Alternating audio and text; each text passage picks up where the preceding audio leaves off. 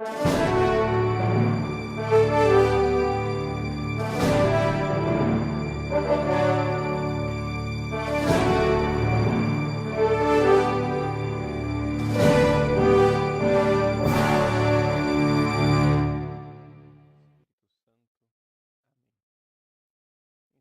Senhor, as nossas ações e ajudai-nos a realizá-las para vós termine tudo aquilo que fizermos por Cristo, Senhor nosso. Amém. Santa Maria, Mãe de Deus, rogai por nós. Em nome do Pai, do Filho e do Espírito Santo. Amém. Muito bem, estamos aqui mais uma vez no nosso encontro semanal. Essa semana, mais uma vez, vai ter que ser gravado, porque estou em uma de minhas viagens, então não me encontro em Cuiabá. Não é possível fazer o nosso encontro ao vivo, mas fiz questão de deixar para vocês um tema para a semana. E eu gostaria de apresentar para vocês, hoje, um livro do Monsenhor Juan Cláudio Sanaúja. É um sacerdote que é jornalista, doutor em teologia, que tem se dedicado muito ao estudo dessa realidade da nova ordem mundial, né? E nós temos a graça de ver publicado no nosso país um livro dele, Poder Global e Religião Universal. Esse livro foi publicado pela editora Ecclesiae, né? Então, está aqui, vocês vão encontrar no site da editora Ecclesiae, e eu gostaria de tratar do tema desse livro, apresentando o livro como tal, para incentivar a leitura dele para os nossos alunos e para aqueles que acessam o nosso site. Do que é que se trata? Em primeira coisa, é vocês entenderem que se trata de um homem que estudou profundamente o assunto.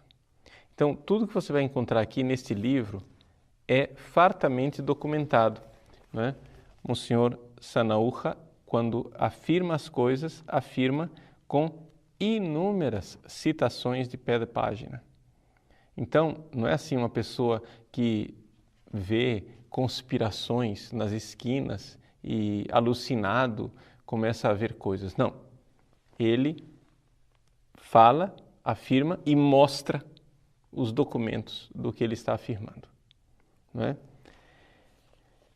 Trata-se, então, de um livro que está olhando para a política da ONU, sobretudo, dos últimos tempos, mas também das grandes fundações, né, mundiais, e vê que existe um projeto, existe uma espécie de sintonia entre aquilo que a ONU está fazendo, que as grandes fundações estão fazendo e que os movimentos neomarxistas estão fazendo ao redor do mundo.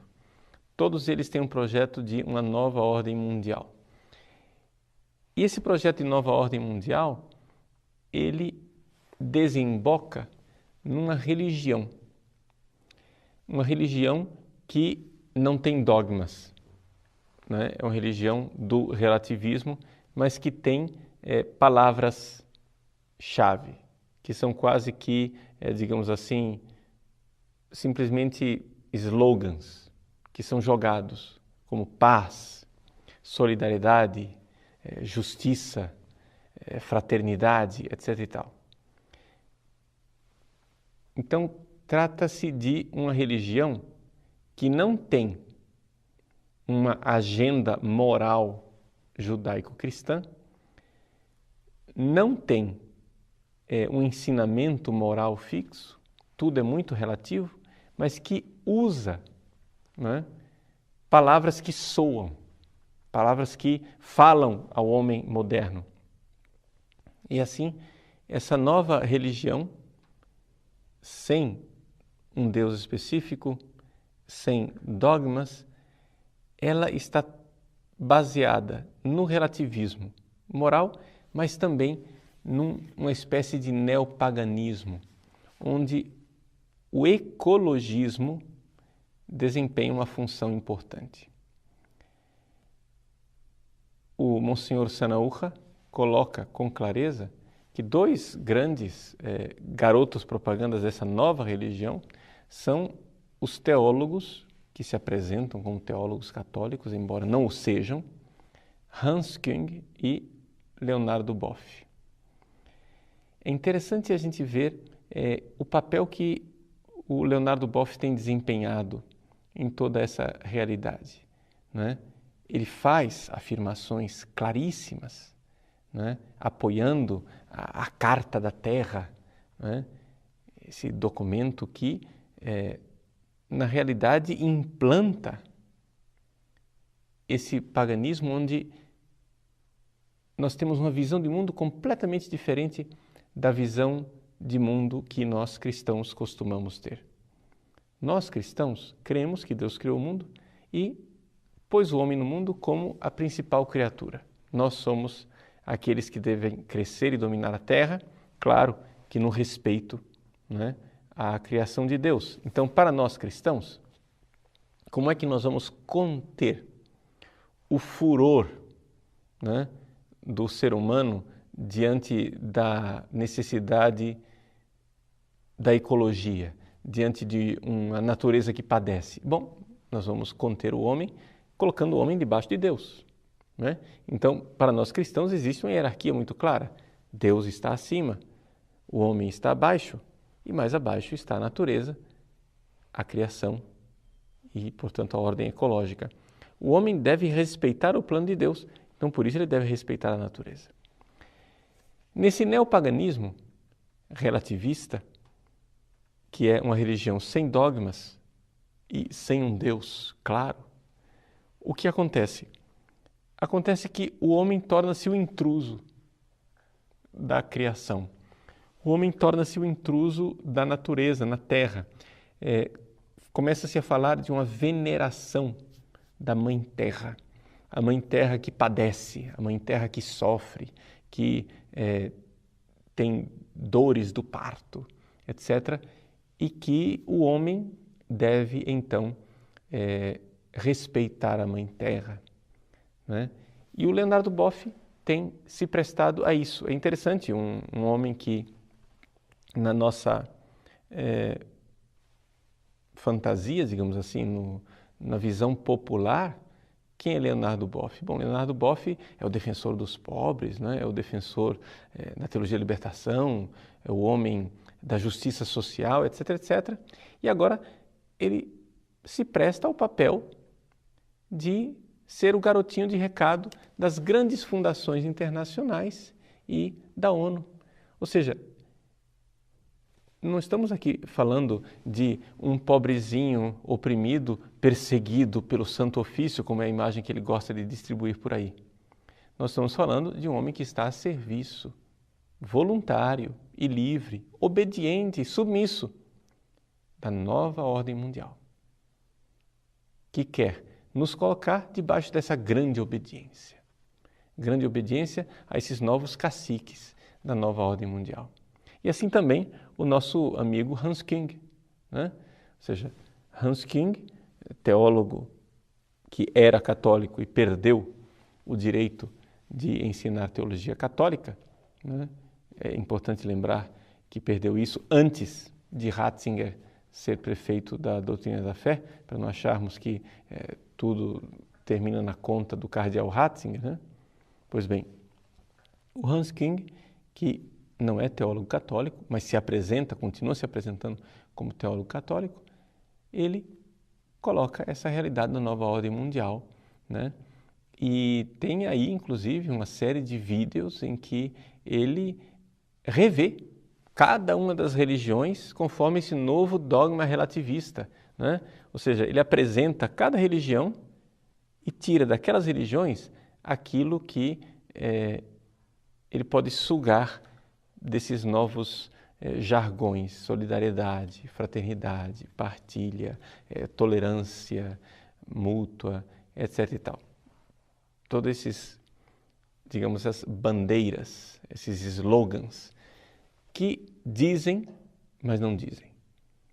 Ou seja, dão uma aparência de cristianismo, mas que na verdade são aquilo que o próprio cardeal Ratzinger já denunciou. um moralismo político, ou seja, uma espécie de tintura moralizante que faz com que agentes políticos tenham uma boa aparência social, mas que no fundo, trata-se de pessoas relativistas que não são homens que abraçaram a ética judaico-cristã, ou seja, a moral judaico-cristã, que é o que nós, como cristãos católicos, cremos. Para apresentar um pouco o conteúdo desse livro, que já estou falando do conteúdo, né? Evidente, não é que eu vou começar agora, já tudo isso que eu tenho dito está aqui. Vale muito a pena ler o livro todo, não é? Por exemplo, isso que eu estava comentando agora do moralismo político, vocês vão encontrar na página 83, não é? Leonardo Boff, como comissário da Carta da Terra, afirma, vejam só a afirmação de Boff, hein? Cresce a consciência de que temos uma única casa comum, o planeta Terra. Além disso, como espécie, formamos uma humanidade única e somos parte da Terra. Somos a própria Terra que, em um momento de sua evolução, começou a sentir, pensar e amar. A espécie humana está condenada a fazer o que faz porque é um parasita da Terra. Vejam a coisa, ou seja, o ser humano é um intruso. É muito melhor para a Terra que esse câncer desapareça. Ou seja, que o ser humano desapareça. Daí para tirarmos disso, veja, não estou dizendo que o Boff está dizendo isso, mas diante de tudo aquilo que a ONU pensa e diz, veja, essa Carta da Terra, de um lado, lembrando os direitos maravilhosos, sei lá, assim, do mico-leão dourado, essa mesma organização, que são as Nações Unidas, proclama o aborto como um direito da mulher, né? Ou seja, agora a mulher pode matar, porque, vejam, trata-se de uma tortura. A mulher ser obrigada a ter um filho é uma tortura. Olha o palavreado que eles usam para comover as pessoas. A mulher está sendo torturada. Onde é que ficam os direitos humanos? Então tornou-se direito matar uma pessoa. Você mata seu filho na barriga. Pronto. Entendeu? Veja, Leonardo Boff diz, o homem é um parasita, é muito melhor que esse câncer desapareça. Então, quanto mais seres humanos na face da Terra, pior. O câncer tem que desaparecer. Então, o controle populacional é uma prioridade. Eu não estou dizendo que Boff diz isso explicitamente, mas os companheiros do Boff dizem. Ou seja, o pessoal das Nações Unidas, a ONU Mulheres e Companhia Limitada. Né? A Terra pode continuar, diz Leonardo Boff, tranquila, desenvolvendo outra forma de vida. A infraestrutura biológica é candidata a nos suceder porque é portadora de espiritualidade. Ou seja, a humanidade tem que desaparecer e a infraestrutura biológica vai ser a nova espiritualidade. Mas, escuta, tem alguma coisa errada com a cabeça desse sujeito? Né? As religiões abraâmicas são as mais violentas.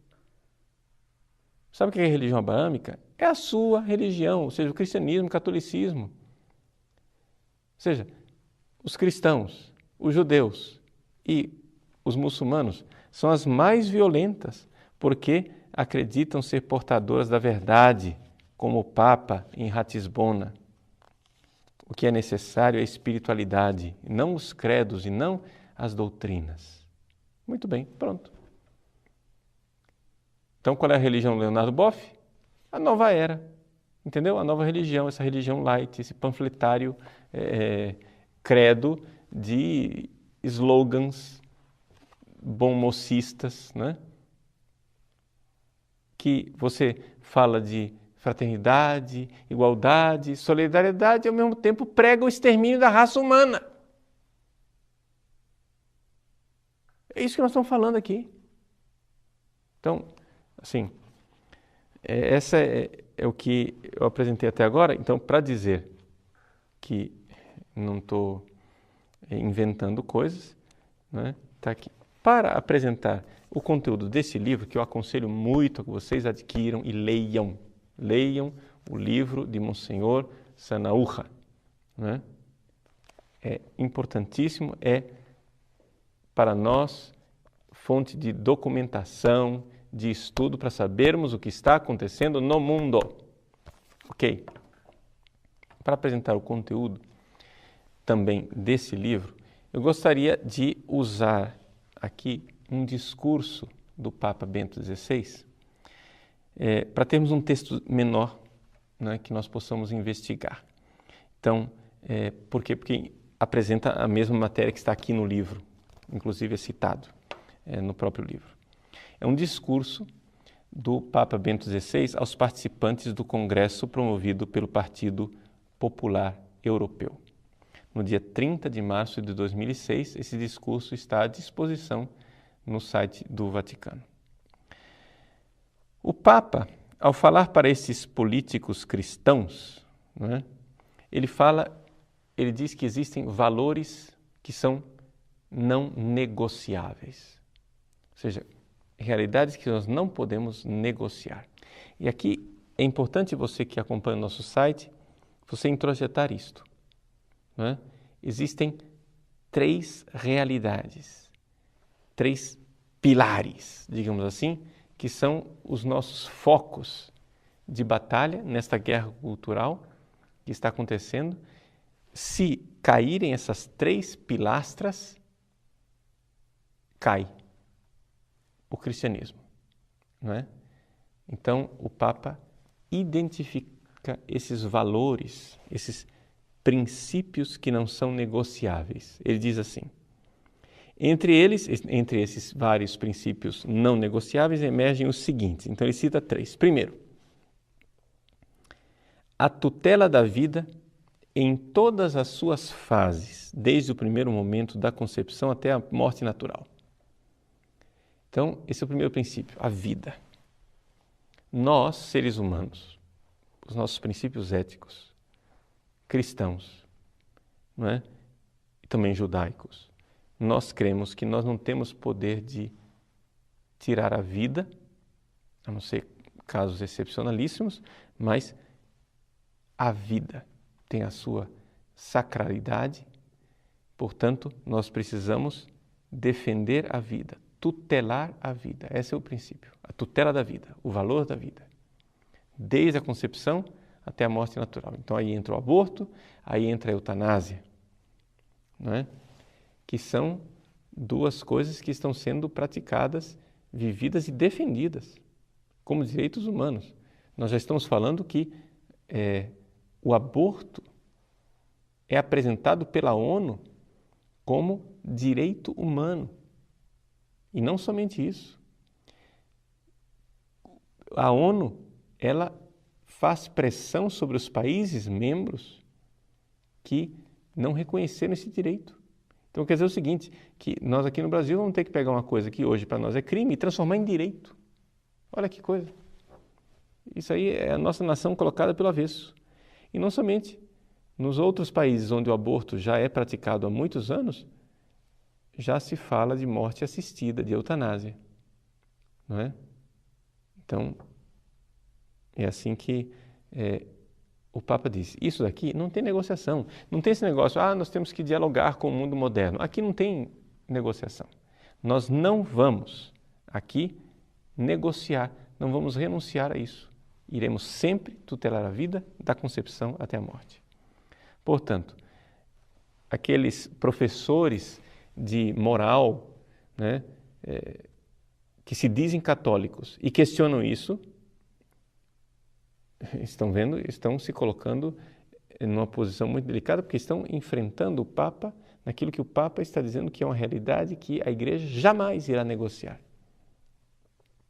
Número 2. O reconhecimento e a promoção da estrutura natural da família. Existe uma estrutura natural da família. A palavra natural aqui quer dizer projeto de Deus. como união entre o homem e uma mulher baseada no matrimônio, e a sua defesa das tentativas de a tornar juridicamente equivalente a formas de uniões que na realidade a danificam e contribuem para a sua desestabilização, obscurecendo seu caráter particular e seu papel social insubstituível. É o Papa então falando da família, que constitui um homem e uma mulher no matrimônio. Quais são as alternativas a isso? As uniões esporádicas de homem e mulher, as uniões ou casamentos homossexuais de homem com homem ou mulher com mulher, outras formas de não se reconhecer a família, formas alternativas de famílias, formas grupais de famílias, tudo isso, o Papa diz, isso não é a estrutura natural da família. Por uma razão muito simples, nenhuma ideologia gay irá conseguir disfarçar a realidade de que quando o homem e a mulher se unem sexualmente, dali nasce uma criança. Quando dois homens se unem, não nasce nada. Quando duas mulheres se unem, não nasce absolutamente nada. Essa é a estrutura do real, do mundo real. E esta união entre o homem e a mulher deve ser estável, porque esta criança tem o direito de ter estavelmente um pai e uma mãe. Então, a união dos dois na criança demonstra que o pai e a mãe se unem de forma estável. Né? Eu sou a união eterna do meu pai e da minha mãe. Em mim estão meu pai e minha mãe unidos. Então, é por isso que o matrimônio tem uma estrutura que está baseada na própria criação, né? Naquilo que Deus fez. Terceira coisa, a tutela do direito dos pais de educar os próprios filhos. Ou seja, o fato de que nós é quem temos o direito de educar os nossos filhos e não o Estado, não a nova ordem mundial, não esta inteligência, essa classe de intelectuais que dizem o que é que nossos filhos vão aprender. Isso é uma coisa que as pessoas têm prestado pouca atenção. Mas vejam, por exemplo, que toda a estrutura escolar no Brasil está indo nessa direção. Ou seja, eles ensinam aos nossos filhos na sala de aula que o Estado é o benfeitor, é o Papai Noel que dá a Bolsa Família, etc. E que papai e mamãe é que são os criminosos. Se papai e mamãe triscar a mão em você, meu filho, você chama a polícia que o camburão vem buscar papai e mamãe. Então vejam, o Estado é o benfeitor que defende a criança desta instituição terrível chamada pai e mãe unidos numa família. Está entendendo? Então, logo dentro da nossa escola, os nossos filhos são ensinados a não considerar seriamente o que o pai e a mãe estão ensinando. Ou seja, o que papai e mamãe ensinaram é careta, é ultrapassado, não vale nada. O que vale é o que nós estamos ensinando para você. Então vejam como as coisas estão se tornando sérias e graves. Já está sendo implantado no nosso país. Então esses são os 3 pilares, né, que o Papa diz que são valores que não são negociáveis. E nós, cristãos, precisamos claramente lutar para sustentar essas 3 colunas. Você vai perguntar, padre, como é que nós vamos fazer isso? Bom, a primeira coisa, primeiro passo, que é o que nós estamos tentando fazer nesse site. O primeiro passo para a cura da doença é tomar consciência da doença. Ou seja, é o diagnóstico. É nós vermos que a vida está sendo atacada, aborto, eutanásia. Que a família está sendo atacada, a união estável entre o homem e a mulher, casamento gay, feminismo extremado e o abortismo, que é da primeira coluna, na verdade também afeta aqui a realidade do feminismo, da mulher que não quer mais ter filhos, acha que filho é uma desgraça, é uma coisa horrível.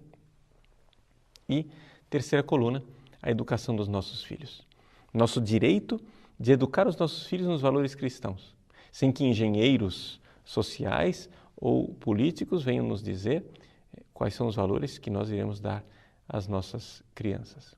Então vejam essas 3 realidades que o Papa chama atenção, que Monsenhor Sanahúja também chama atenção e que nós precisaremos estudar.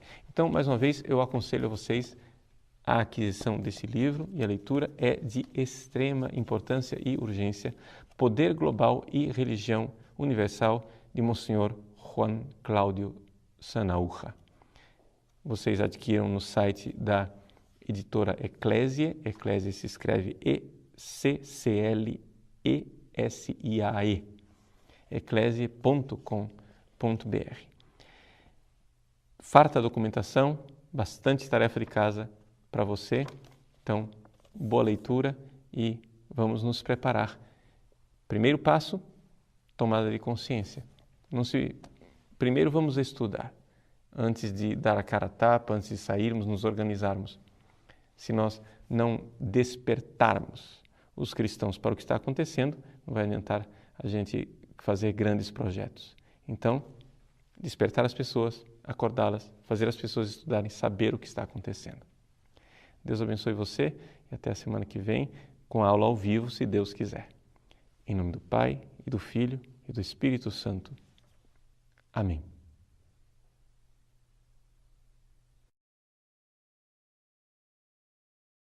Do que ele está afirmando, não é? Trata-se, então, de um livro que está olhando para a política da ONU, sobretudo, dos últimos tempos, mas também das grandes fundações, né, mundiais, e vê que existe um projeto, existe uma espécie de sintonia entre aquilo que a ONU está fazendo, que as grandes fundações estão fazendo e que os movimentos neomarxistas estão fazendo ao redor do mundo. Todos eles têm um projeto de uma nova ordem mundial. E esse projeto de nova ordem mundial, ele desemboca numa religião ao vivo, mas fiz questão de deixar para vocês um tema para a semana. E eu gostaria de apresentar para vocês, hoje, um livro do Monsenhor Juan Cláudio Sanahúja. É um sacerdote que é jornalista, doutor em teologia, que tem se dedicado muito ao estudo dessa realidade da nova ordem mundial, né? E nós temos a graça de ver publicado no nosso país um livro dele, Poder Global e Religião Universal. Esse livro foi publicado pela editora Eclésia, né? Então, está aqui, vocês vão encontrar no site da editora Eclésia. E eu gostaria...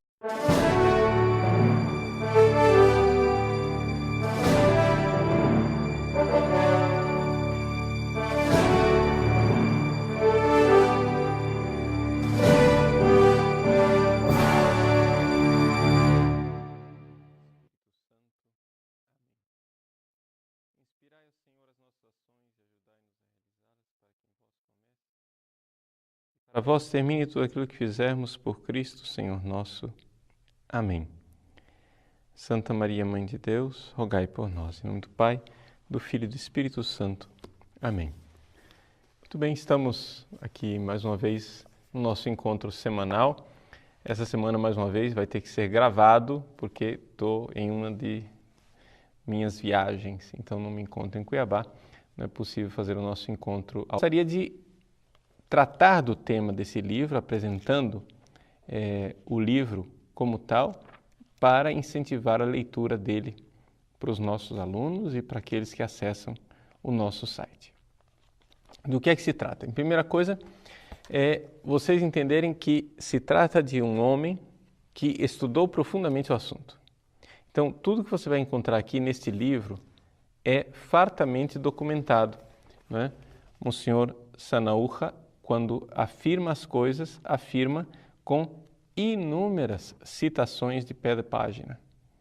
Então, não é assim uma pessoa que vê conspirações nas esquinas e, alucinado, começa a ver coisas. Não. Ele fala, afirma e mostra os documentos. uma religião que não tem dogmas, né? É uma religião do relativismo, mas que tem palavras-chave, que são quase que, digamos assim, simplesmente slogans que são jogados, como paz, solidariedade, justiça, fraternidade, etc. e tal. Então, trata-se de uma religião que não tem uma agenda moral judaico-cristã, não tem um ensinamento moral fixo, tudo é muito relativo, mas que usa, né, palavras que soam, palavras que falam